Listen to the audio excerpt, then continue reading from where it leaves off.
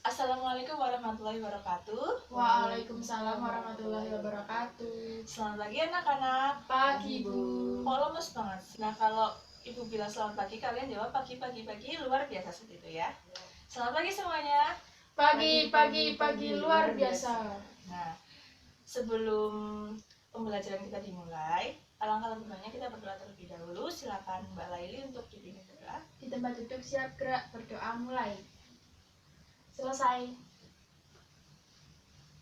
Nah, sebelumnya Ibu absen dulu ya. Ya, Laili, hadir. Zuni Ristia, Hadir, Bu. Sumi Sumarni. Sakit, Bu. Nanti dijenguk ya. Ya. Oke. Hari ini kita akan belajar mengenai pencemaran lingkungan. Nah, ini ya. Minggu kemarin kita telah belajar tentang interaksi makhluk hidup dengan lingkungannya. Nah, di dalam interaksi makhluk hidup dengan lingkungannya itu ada yang namanya simbiosis, rantai makanan, jaring-jaring makanan. Nah, apabila salah satu jaring-jaring atau rantai makanan tersebut terputus, maka itu terjadi kesalahan atau gangguan dalam lingkungannya. Salah satu penyebabnya adalah pencemaran lingkungan. Nah, kita amati gambar-gambar di sini. Ada deterjen, ada gunung erupsi, ada kebakaran hutan, ada limbah yang di perairan. Nah, lalu apa hubungannya dengan pencemaran lingkungan? Kira-kira apa? Merusak lingkungan. Nah, bisa merusak lingkungan, apalagi Membahayakan makhluk hidup. nah, membahayakan makhluk hidup. Nah, nanti kita akan bahas di pertemuan ini. Nah, tujuan pembelajarannya ada beberapa, tapi yang kita soroti hanya 1, 2, dan 3, yaitu mampu mengingat pengertian lingkungan dengan baik setelah disajikan gambar. Lalu setelah diskusi kelas, siswa mampu mengenali pengertian pencemaran dengan baik dan benar. Siswa mampu mengklasifikasi macam-macam pencemaran lingkungan dengan baik dan benar setelah melakukan diskusi kelas, terutama pencemaran air. Terus, nah sebelum pembelajaran lebih jauh, Ibu akan menampilkan video. Videonya tentang pencemaran lingkungan. Mau disimak ya? Ini ada pencemaran udara, penyebabnya itu emisi atau gas buang dari kendaraan bermotor. Semakin banyak kendaraan, maka semakin banyak polusi udara. Nah, kemudian ada perokok. Perokok juga salah satu penyumbang polusi udara. Nah, ini pencemaran tanah disebabkan oleh sampah-sampah, terutama sampah plastik yang mengendap di perairan atau di tanah yang tidak bisa diurai secara langsung oleh tanah. Ya, contoh yang tidak baik yaitu membuang sampah sembarangan. Sudah. Cukup. Selanjutnya, nah kita masuk ke materi pencemaran. Dari gambar yang tadi, yang pertama ada deterjen, ada erupsi gunung, ada kebakaran hutan, dan ada limbah yang di air. Kira-kira pencemaran itu apa sih? Pencemaran sendiri Sesuatu yang merusak lingkungan. ya, bisa. Terus apa lagi? Tidak baik untuk bumi. Nah, jadi pencemaran itu sesuatu atau segala zat yang sengaja dimasukkan atau masuknya zat tersebut ke dalam lingkungan sehingga mampu merusak lingkungan dan membahayakan kehidupan biotik yang ada di dalamnya.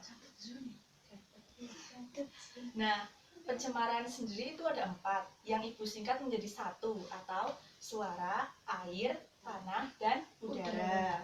Nah, pencemaran suara itu pencemaran yang disebabkan oleh suara-suara yang keras seperti suara dengungan pesawat yang mampu mengganggu indera pendengaran kita. Kemudian ada pencemaran air. Pencemaran air itu bisa disebabkan oleh limbah yang tadi deterjen, atau limbah plastik, limbah rumah tangga, atau fases juga bisa. Plastik terutama itu yang mengapung biasa, yang sekarang itu sedang tren mengapung di laut. Kemudian ada pencemaran tanah. Itu biasanya disebabkan oleh sampah-sampah plastik atau sampah-sampah kaca yang lainnya itu yang tidak bisa diurai oleh bakteri secara langsung. Lalu ada pencemaran udara, yang tadi ada erupsi gunung, itu gas buangnya itu mampu mencemari udara, atau juga bisa kebakaran hutan, polusi udara, atau bisa juga karena emisi kendaraan bermotor. Nah, sekarang yang kita pelajari, kita soroti adalah pencemaran air. Nah, pagi tadi kalian sudah mandi apa belum? Mandi. Nah, kira-kira buangan dari tempat mandi kalian tahu nggak buangannya kemana? Parit septic tank. Nah, bisa kalau ke parit itu kurang baik ya. Lebih baik itu dengan ada IPAL atau septic tank. Nah, kalau misal rumah-rumah tangga yang nakal biasanya itu dibuang ke sungai. Jadi ada deterjen, ada limbah dari toilet, ada limbah dari kamar mandi, dan lain sebagainya itu dibuang ke sungai. Nah, pencemaran air, faktor penyebabnya itu ada limbah industri, yang tadi itu misalnya limbah minyak, kilang minyak itu dibuang ke laut. Kemudian ada limbah rumah tangga, yang tadi deterjen, fases, kemudian ada plastik-plastik, bungkus-bungkus makanan dan lain sebagainya. Kemudian ada limbah pertanian. Limbah pertanian itu biasanya karena penggunaan pestisida yang berlebihan. Kemudian ada dampaknya. Dampaknya itu bisa gangguan kesehatan karena mengkonsumsi air yang tidak sehat. Kemudian itu mengganggu organ-organ yang di dalam tubuh kita. Kemudian ada penurunan kualitas lingkungan, yang tadinya kualitasnya asri, baik, kemudian enak dipandang, jadi tidak enak dipandang dan tidak sedap untuk dihirup udaranya. Kemudian mempercepat proses kerusakan benda.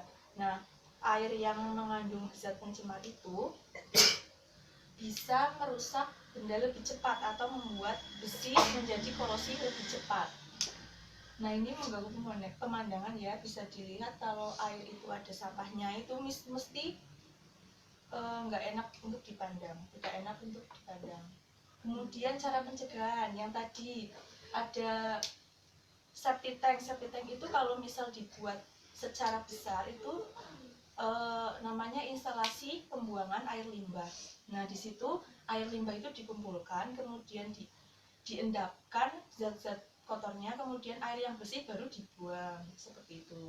Kemudian ada pembuatan kolam stabilisasi. Ini juga sama seperti IPAL, tapi kolam stabilisasi ini airnya lebih digunakan ke yang faktor sektor rumah tangga.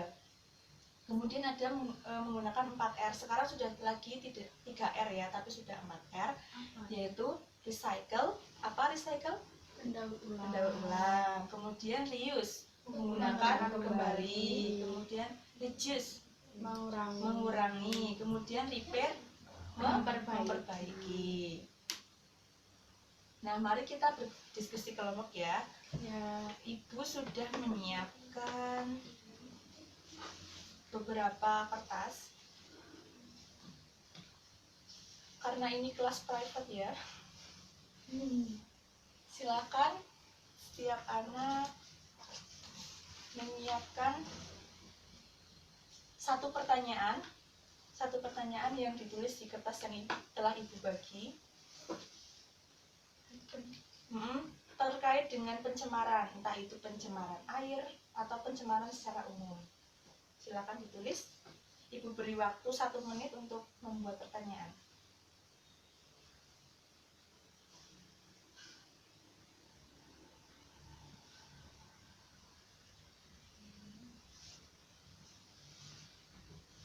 Sudah? Nah, sekarang kertas tersebut diangkat. Sekarang tukarkan dengan teman yang ada di sebelahnya. Nah, sudah dapatkan semuanya? Sudah. Nah, untuk yang sudah dapat kertas, yang sudah dapat pertanyaan dari teman, silakan jawab sesuai dengan kemampuan kalian. Jika ada yang ditanyakan, silakan bertanya kepada ibu.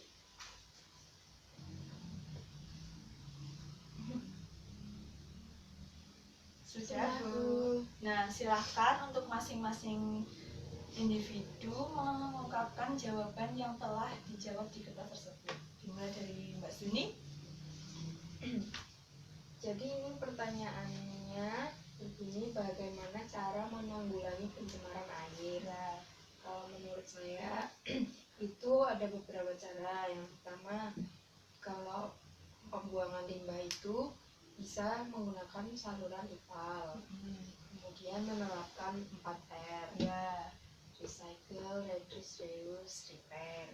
Kemudian untuk pencegahannya itu dengan membuang sampah di tempatnya dan dipilah-pilah sesuai dengan sifatnya, mana yang bisa diolah kembali, mana yang bisa dibuang.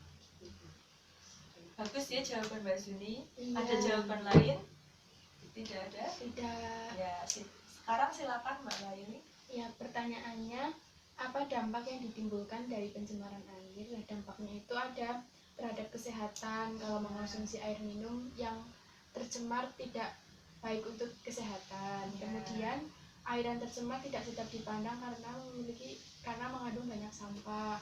Kemudian dapat membunuh biota laut, biota air, sehingga akan mengurangi populasinya. Oke.